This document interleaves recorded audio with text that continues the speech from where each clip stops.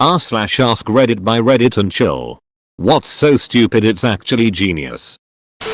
Intentionally failing repeatedly at a particularly shitty job that you hate doing in your workplace so eventually you're not asked to do it anymore. I know this because I have employees that have done this. The reverse of the curse of competency. The blessing of bullshit. Doing the bare amount that keeps you employed. But ducking up the big things so they're someone else's problem. Seen it. Lived it. Whatever happened to the Snuggie? I remember laughing at the mere existence of those sleeved blankets.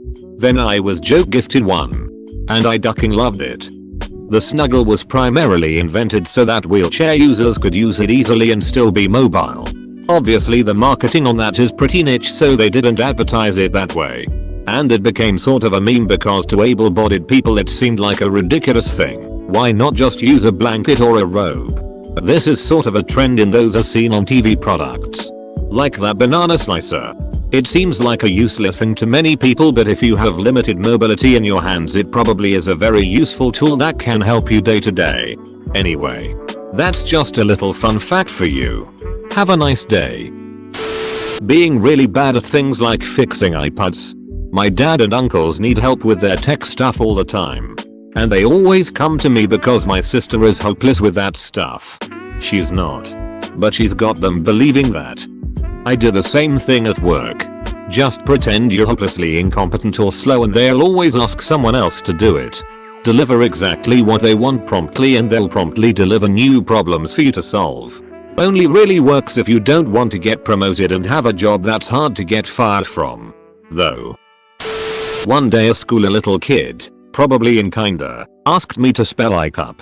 I answered by saying EYECUP. Confused. The kid said no, it's ICUP. I laughed and said you what? Kid fell for his own trap. A fool.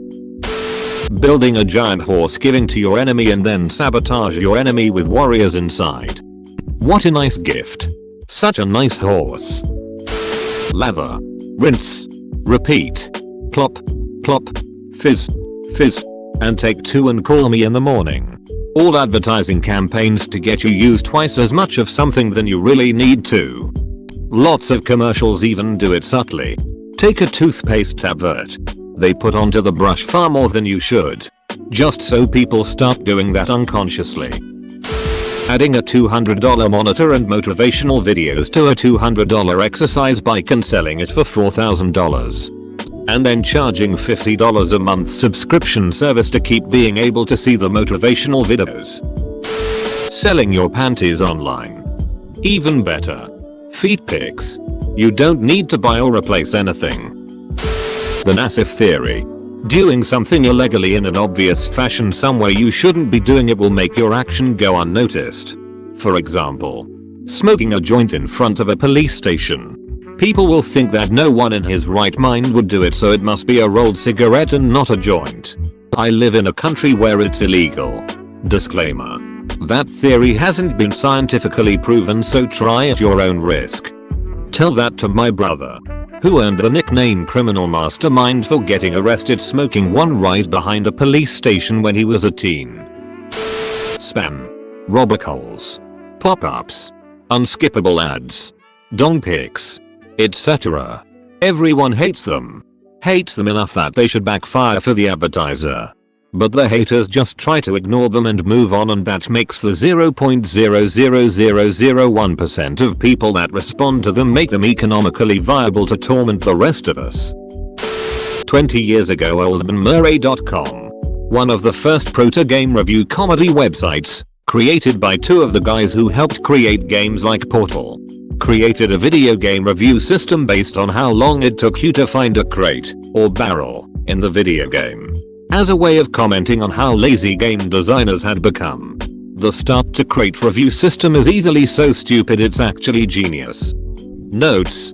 Messiah starts you off staring right at a large crate before immediately crashing back to the desktop. Sometimes.red.sometimes.blue.com. It's literally a website that is either red or blue that changes when you refresh it. I prefer pictureofhotdog.com myself. Edit. My keyboard sucks. Multi-level marketing. Genius when you're the actual CEO of the company. Stupid because it's horrible to do to people. Giant game of hot potato with no take backsies. Homer. Me and my mom agreed on that Homer's script had to be written by a genius because no one could think of this dumb shit.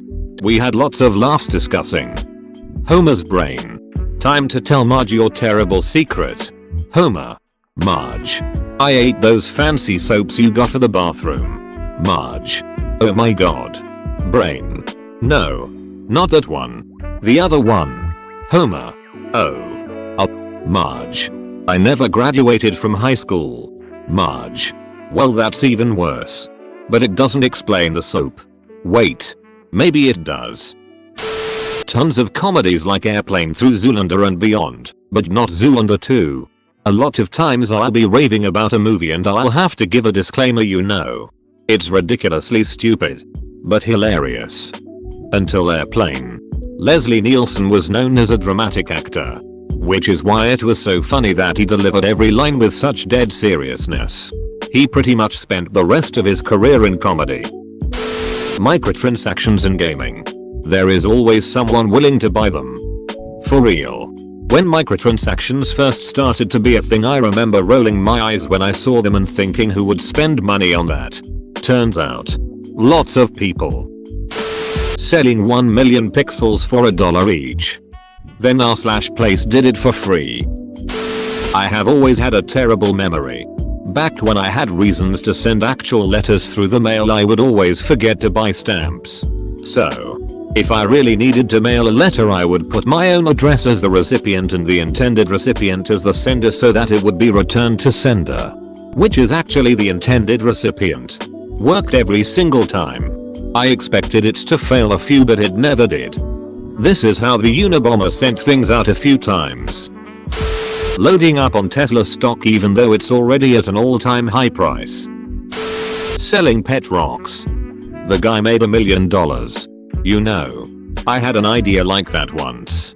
Scientology. L. Ron Hubbard deliberately started Scientology as a church because religious institutions don't have to pay taxes in the US. It was a scam all along. The IRS and Scientology had a long legal battle over this. But ultimately the judges ruled that Scientology was a religious organization and thus was exempted from paying taxes. Epic mealtime. Saws. PPTP. It's a little fabric cone you put over male baby's penis to prevent them peeing all over you while you change them. I remember reading that this company, I think they made candy bars or toothpaste, and they spent exorbitant amounts of money for this engineering firm to create a system device that would clear the empty packages from the conveyor belt to separate the full packages from the mistakenly empty ones. After all the money spent, and all the time to develop this new system, they went to install it and found that a woman on the assembly line had taken a fan from the storage room and angled it at the conveyor belt to blow off the light empty packages while the heavier packages that actually contained the product didn't move. And it was flawless.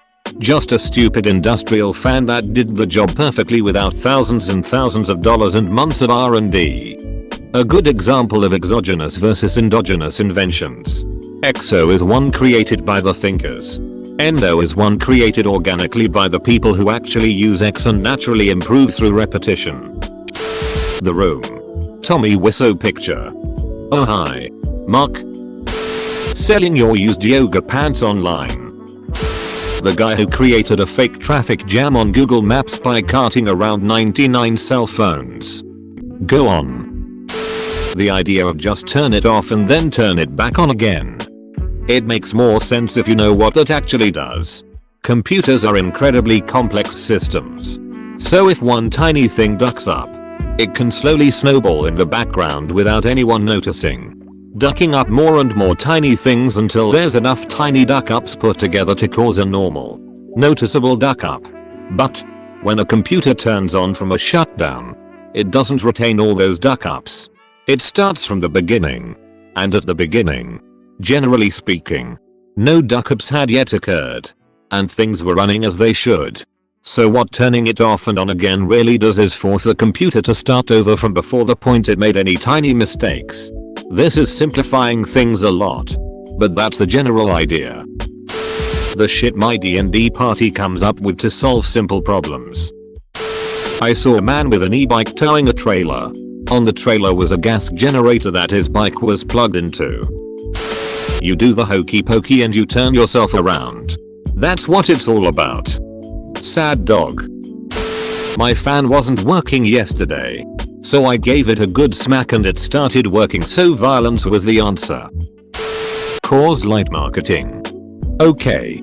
But the genius idea to have a bottle cap you can put back on has saved many of my possessions over my career as a drunk.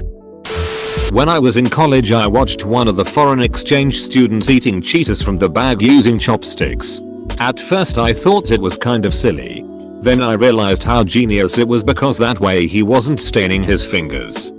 But according to a Super Bowl ad, having Cheeto dust on your fingers gets you out of everything forever. Spray cheese. It's just a bottle of high cholesterol for parties and miscellaneous purposes. Back in 2005 there was a guy who managed to trade up a red paper clip into a house through a series of 14 transactions in a year. Here is the wiki about it. I saw a documentary where a guy did that with a thumbtack and traded up to a package of magic beans. Ducking, like and subscribe.